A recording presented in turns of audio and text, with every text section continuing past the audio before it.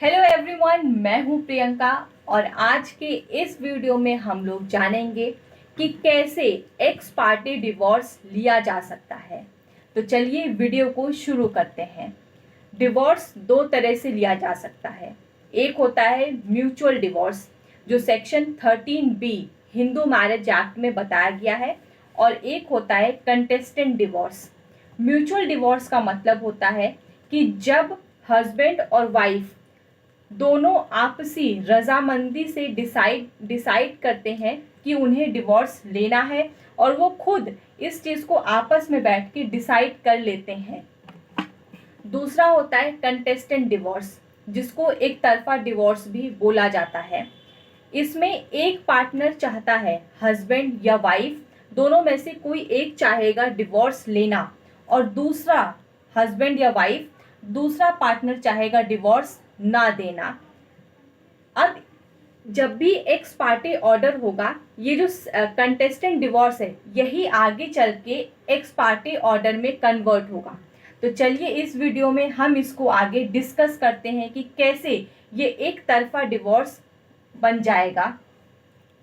जब आपको एक तरफा डिवोर्स लेना होगा, कंटेस्टेंट डिवोर्स फाइल करना होगा कोर्ट में, तो आपको कुछ ग्राउंड्स लेने होंगे। उन ग्राउंड्स के बेसिस पे कोर्ट आपको डिवोर्स ग्रांट करेगा। वो ग्राउंड हो सकता है एडल्ट्री का।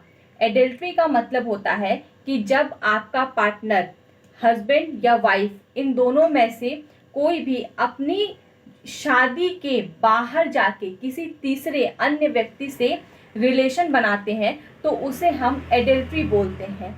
एडल्ट्री कोई ऑफेंस नहीं है, इसको सिर्फ और सिर्फ डिवोर्स का एक ग्राउंड बनाया जा सकता है।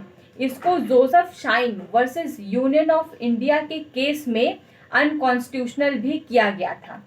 दूसरा है क्रुएलिटी।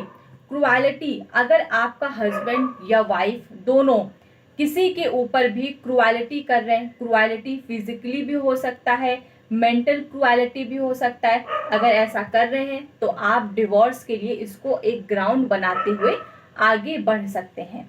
दूसरा है कि आपके दोनों हस्बैंड वाइफ में से कोई भी डेजर्ट हो जा रहा है, 2 सालों से ज़्यादा अलग रह रहे हैं, ये भी एक ग्राउंड बन सकता है। साथ ही साथ अगर आपके हस्बैंड या वाइफ दोनों पार्टनर में से किसी को भी कोई भी ऐसा इनक्योरेबल डिजीज हो जा रहा है, तो ये भी एक ग्राउंड बनाया जा सकता है। साथ ही साथ अगर आपका हस्बैंड या वाइफ दोनों जिस रिलीजन में शादी हुई थी, जिस आफ्टर मैरिज भी जिस रिलीजन में रह रहे हैं, उस रिलीजन को छोड़ के किसी दूसरे रिलीजन में कन्वर्ट हो जाएं, तो ये भी एक ग्राउंड बनाया जा सकता है डिवोर्स के लिए। साथ ही साथ ये भी एक ग्राउंड बन सकता है आगे कि अगर दोनों में से कोई भी जो 7 साल तक उन्हें पता ही नहीं चला कि जिंदा हैं कि मर गए, क्या स्टेटस है, तो आगे बढ़ के हस्बैंड या वाइफ इस चीज़ को कोर्ट में जाके लगा सकते हैं कि इनको 7 साल से पता नहीं चला है कि कहाँ पर है और अब हमें डिवोर्स लेना है। ये सारे ग्राउंड्स बनते हैं अगर आपको कंटेस्टेंट डिवोर्स लेना है। जिसको भी लेना होगा, हस्बैंड या वाइफ को, वो इस जो भी शादी में आपके फिट हो रहा है, इन ग्राउंड में से वो पिटीशन लगाएगा कोर्ट में।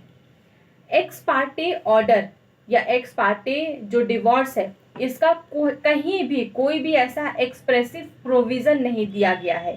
ये एक तरह का प्रोसीजर होता है जो कोर्ट फॉलो करता है। एक्स पार्टी जब भी आपको डिवोर्स लेना होगा, तो सबसे पहले आपको कोर्ट में पिटीशन लगानी होगी। जो भी सारे ग्राउंड्स बताए हैं उनमें से जो भी आपकी शादी में फिट हो रहा है। इसके बाद कोर्ट आपके हस्बैंड या वाइफ को सम्मन भेजेगा। सम्मन भेजने के 30 से 90 दिनों के बीच में उन्हें रिटन स्टेटमेंट, उन्हें जवाब देना पड़ेगा कि वो क्या चाहते हैं, जो आपने पिटीशन में लगाया कि वो सही है कि गलत है, या उनका क्या जवाब है, उनके क्या पॉइंट्स है, उनके क्या ग्राउंड्स है, उनको उस WS में मेंशन करना होगा। साथ ही साथ अगर सम्मन वाली स्टेज पे आपका हस्बैंड या वाइफ नहीं आता है, कोर्ट 2 बार 3 बार सम्मन भेजते हैं और उसके बाद नहीं आते हैं, तो कोर्ट आपको आगे प्रोसीड करेगा और आपको एक्स पार्टी ऑर्डर देगा। इसके लिए कोर्ट आपने जो पिटीशन में एविडेंसेस लगाए हैं उनको कंसीडर करेगा। उसके बाद जो है एक स्टेज बनती है क्रॉस एग्जामिनेशन की, जिसमें आपके हस्बैंड या वाइफ नहीं आएंगे, तो कोर्ट फिर फर्दर आगे स्टेप को फॉलो करेगा। उसके बाद आता है आर्गुमेंट की स्टेज, जिसमें आपको प्रूफ करना पड़ेगा जो आपने पिटीशन में लगाया है कि आपके हस्बैंड एडल्ट्री में है या फिर क्रुएलिटी करते हैं या फिर वो 7 सालों तक उनका पता ही नहीं चल रहा है या फिर उन्हें कोई ऐसी इनक्योरेबल डिजीज हो रखी है।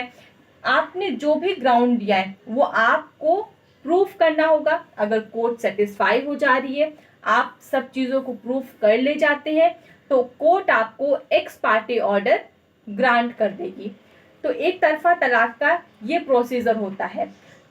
ये जो एक तरफा तलाक है, ये ज़रूरी नहीं कि जब कोर्ट आपको फर्स्ट डेट पे ही जो समन भेज रही है तब से ही अगर आपके हस्बैंड आ ही नहीं रहे या वाइफ नहीं आ रही, ज़रूरी नहीं कि उसी अगर वैसा हो रहा है तभी आपको मिलेगा। अगर वो हो सकता है कि बीच में आए हैं उसके बाद फिर आ ही नहीं रहे, तब भी आपको एक तरफा तलाक दिया जा सकता है। तो अगर आपको ये वीडियो अच्छा लगा है या फिर आपको और भी कोई इन्फॉर्मेशन चाहिए तो आप कमेंट बॉक्स में ज़रूर लिख के बताइएगा और चैनल को लाइक कर दीजिएगा और सब्सक्राइब कर दीजिएगा। इस चैनल को सब्सक्राइब कर दीजिएगा, वीडियो को लाइक कर दीजिएगा। Thank you everyone for watching.